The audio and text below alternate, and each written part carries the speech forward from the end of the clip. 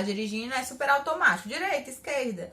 Para outras pessoas, já é um pouco... Quando eu tô na moto, às vezes eu me confundo.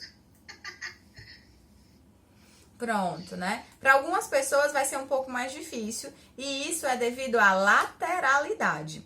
A lateralidade é exatamente esse processo de você ter a percepção dos lados e a sua relação com a orientação. E aí eu volto a dizer, é um outro elemento psicomotor, gente, que ele é desenvolvido. Muito provavelmente as pessoas que têm essa dificuldade, né, em reconhecer, quando eu digo dobra à direita, a pessoa tem que pensar um pouquinho, é exatamente porque isso não foi desenvolvido a contento na primeira infância, que é a época mais propícia para serem feitas essas ligações neurológicas. Então, Carla, se eu não aprendi na minha primeira infância, eu nunca mais vou aprender. Não, você vai. Inclusive, a maioria das pessoas, mesmo que tenha uma certa dificuldade, a direita e esquerda pensa, a pessoa vai criar elementos. Eu olho para cá, tem o meu relógio, então aqui é a direita. Eu olho para ali, tem a minha aliança, então é a esquerda. Então, a pessoa que não consegue fazer isso de forma automática, ela vai fazendo à medida que ela vai utilizando outros elementos, certo? Quando eu falo de lateralidade, eu também estou falando de dominância funcional. Ou seja, cada um de vocês sabe qual é o braço que vocês gostam mais de usar, né? Isso para abrir a porta, o braço que vocês usam para usar a caneta, o primeiro passo que vocês dão quando vocês estão andando. Isso é o que a gente vai chamar de dominância funcional. E essa dominância funcional, gente, ela se inicia na barriga da mãe de vocês. Então, essa escolha, né, se a gente vai pegar na direita, vai pegar na esquerda, ela é uma escolha que se dá na época de mielinização do cérebro, que é aquela divisãozinha do cérebro, e ela se dá na barriga da nossa mãe, tá? Carla, é possível eu aprender a escrever com a outra mão? É possível eu abrir a porta com a outra mão? Sim, é possível, né? Inclusive, existem pessoas que têm essas habilidades, algumas nasceram com ela, outras desenvolveram por N motivos. Não sei se eu já contei pra vocês que eu sei escrever de cabeça pra baixo. Não? Quando eu iniciei minha carreira na clínica, eu atendia num consultório bem pequenininho. Gente, ele era muito pequeno. Ele era tão pequeno que a mesa era bem pequenininha e eu nunca podia sentar do lado da criança.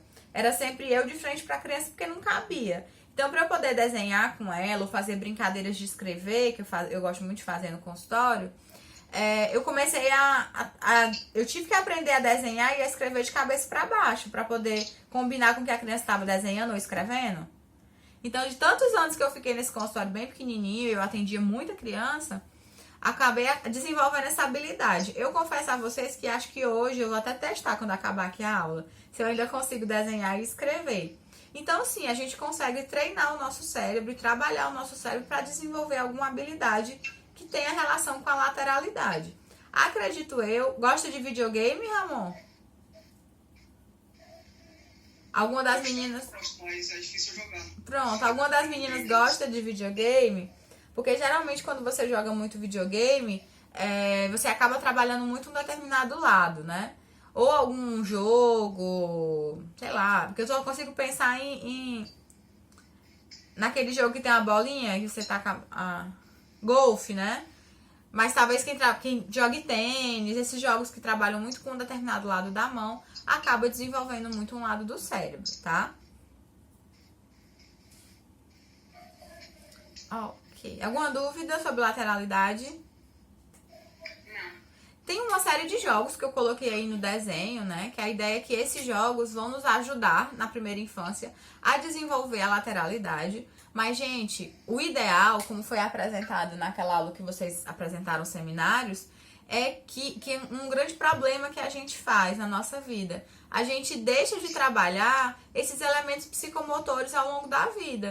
Então, é muito importante que mesmo na idade adulta ou na adolescência, a gente continue fazendo jogos, atividades, coisas que permitam que a gente trabalhe o nosso equilíbrio, a nossa noção de corpo, a nossa lateralidade. É muito importante que a gente mantenha uma conexão com os nossos elementos psicomotores para evitar, inclusive, adoecimento, certo?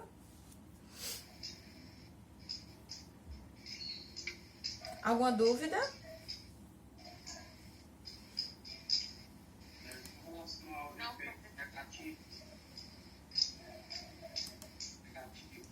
Pronto, né? Quais são alguns efeitos negativos em relação à lateralidade? Você vai perceber, por exemplo, quando aí vem agora, né? Os efeitos negativos. Próximo slide. Você vai perceber que a criança, ela vai ter dificuldade em aprender a direção gráfica. Para você escrever, gente... eu queria uma lousa. Já está me... Por exemplo, vou desenhar um P e vou desenhar um D. Vocês estão vendo meu P e meu D? Vocês estão vendo que o P e o D desenham igualzinho, só que um é o outro de cabeça para baixo? Sim. Né? Então, quando a gente está falando de grafia, se vocês pegarem o alfabeto, vocês vão ver que várias das letras é a outra de cabeça para baixo, é a outra de um lado, o D, o B, por exemplo. Então, para a criança que tem um problema de lateralidade, ela vai desenvolver uma série de problemas. Entre eles, uma dificuldade de acesso à linguagem escrita.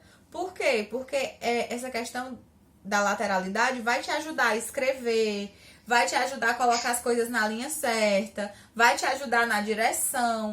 Não é incomum eu encontrar no consultório crianças com dificuldade de aprendizagem que escrevem do outro lado. Então, é muito mais difícil para elas. Então, problemas de lateralidade também podem apresentar, né? Comprometimento na leitura e na escrita. Podem apresentar... Eu, por exemplo, tenho uma péssima postura. Como vocês estão vendo em casa. Podem apresentar dificuldades na coordenação motora fina. Eu vou já explicar pra vocês, mas a coordenação motora fina é esses movimentos pequenininhos. Estou segurando um lápis, acho que dá pra vocês verem, tá? Já falei, né? Do P, do B, do D e do... D, B, P, Q. São as mesmas coisas, só que invertidas. E devido a essas dificuldades, né, que a criança vai apresentar no primeiro momento escolar, ela pode, né, ter problemas de autoestima, dificuldade de interação, apresentar quadros de irritabilidade.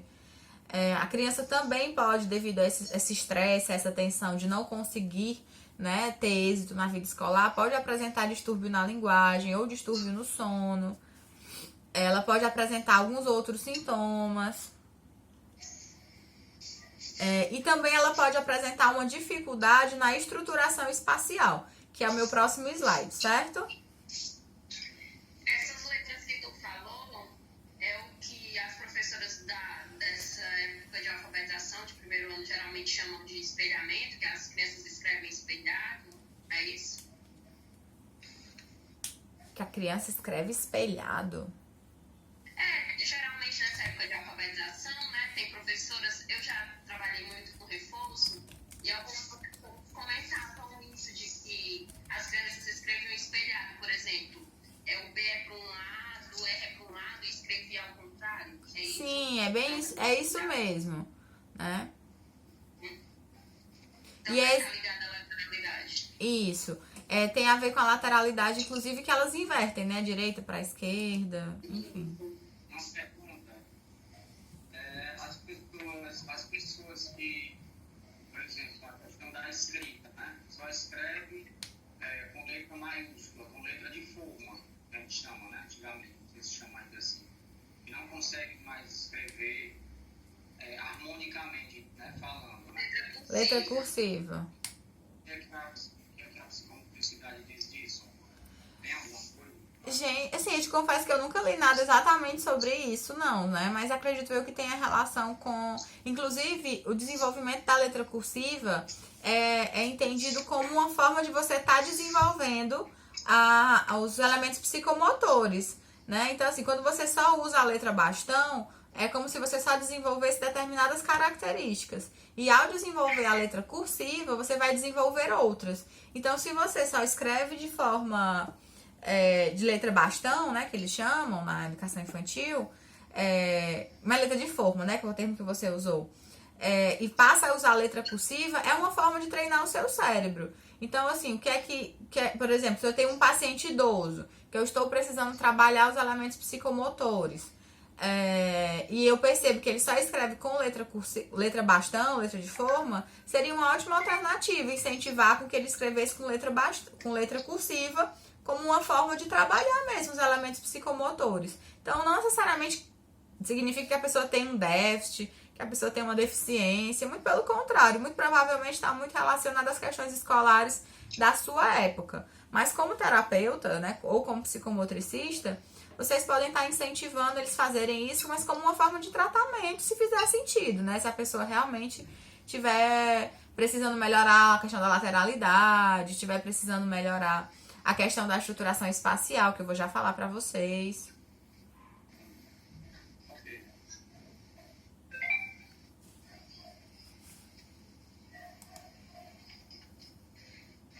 Tô vendo aqui, peraí. Eita, é legal a próxima aula. Então, assim, eu vou terminar a estruturação espaço-temporal, tá certo? E na próxima aula a gente vai falar sobre o Lúria.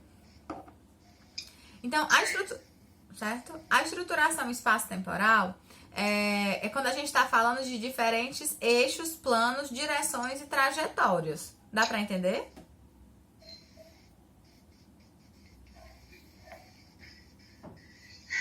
É só vocês pensarem no Waze, no Google Maps, né? O negócio não fica lá, vira à direita, vira à esquerda, na quarta, numa rotatória, na quarta não sei o que, vira à esquerda. Então, é disso que a gente tá falando, né? Vocês pensarem no mapa também, nos pontos cardeais, pontos cardinais.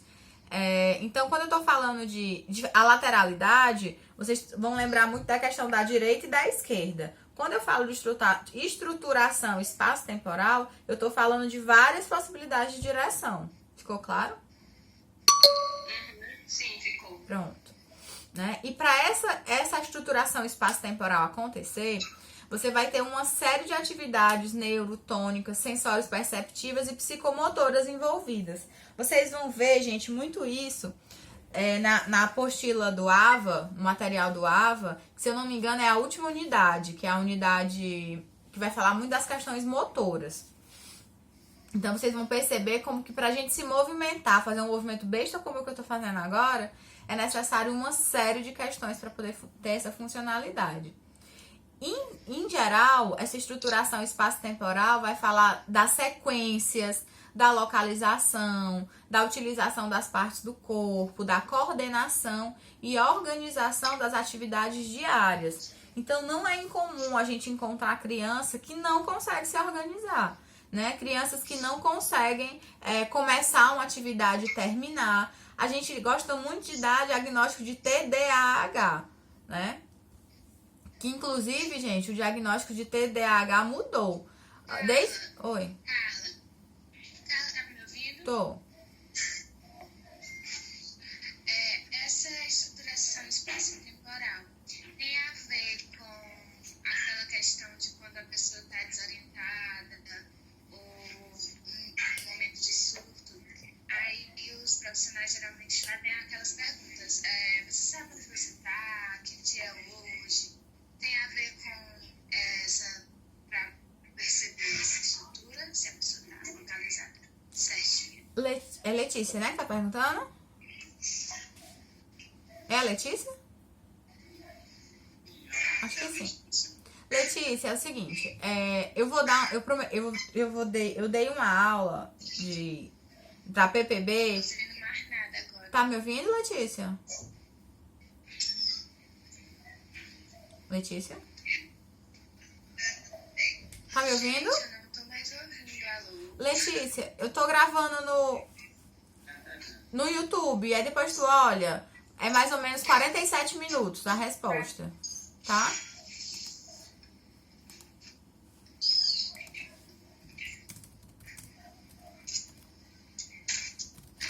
Peraí. Respondendo a resposta da Letícia, na aula na aula de PPB, que é Processos Psicológicos Básicos, a gente vai falar sobre isso. Quando eu pergunto pra pessoa que dia é hoje, o local que ela tá, inclusive eu prometi pro pessoal da Neuro, porque eu vou dar também uma coisa parecida na Neuro. Eu vou botar no YouTube, vocês devem assistir a aula explicando como é que usa o Minimental. Vocês já ouviram falar no Minimental? Sim, O Minimental é exatamente esse instrumento. Então depois, gente, vocês vão lá no meu canal no YouTube. Acho que nessa semana eu gravo e já coloco lá. E vocês assistem bem direitinho como é que a gente aplica o mini mental. Geralmente a gente aplica para idosos. Eu confesso a vocês que algumas perguntinhas, às vezes eu tento aplicar com crianças, tá? Mas não é a mesma coisa. Porque essa orientação que eu pergunto de que dia é hoje e etc., eu tô falando muito dessa questão de percepção do dia, né? Não é essa estruturação espaço-temporal que eu tô falando nesse elemento psicomotor, tá certo? Então, não é a mesma coisa. Aqui eu tô falando mesmo desse sujeito conseguir se localizar, saber que o P, se eu vou escrever pato, o P é a primeira letra, o A é a segunda, o T é a terceira e o O é a quarta, tá certo?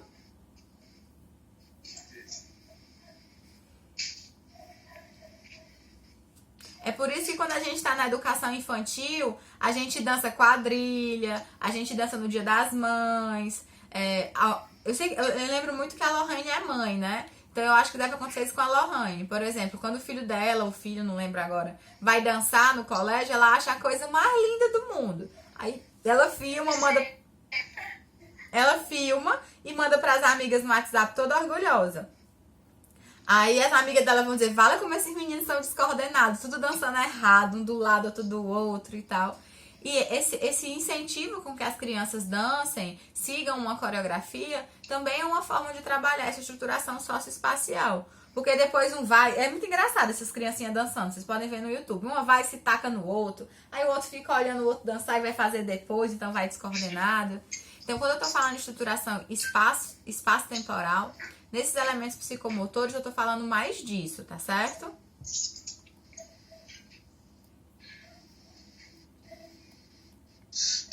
Deixa eu ver o próximo slide, não menos importante. Então, é essa percepção espaço-temporal que permite com que a gente tenha uma organização do seu corpo, né? Que a gente, essa questão de você se colocar. E que você coordene esses seus movimentos, lembrando que o corpo é uma unidade de extensão, né, da nossa dimensão temporal. Aí eu tô falando de ritmo, né? Quando eu tô escrevendo, gente, ritmo é muito importante. Quando eu tô lendo, ritmo é muito importante. Então, é essencial que para a criança, para o desenvolvimento da criança na primeira infância, não é à toa que as pessoas estudam muito psicomotricidade na educação infantil, a gente acaba muitas vezes se voltando à psicomotricidade exatamente porque muitas das dificuldades da infância, da aquisição da leitura e da escrita, se dá por algum atraso psicomotor, certo? Então, gente, eu vou encerrar a aula por hoje, pode ser, e a gente continua na próxima segunda-feira, se Deus quiser, 8 horas, não com esse atraso que a gente teve hoje, tá certo? Certo. Show de bola. Tá bom, gente? Pode falar.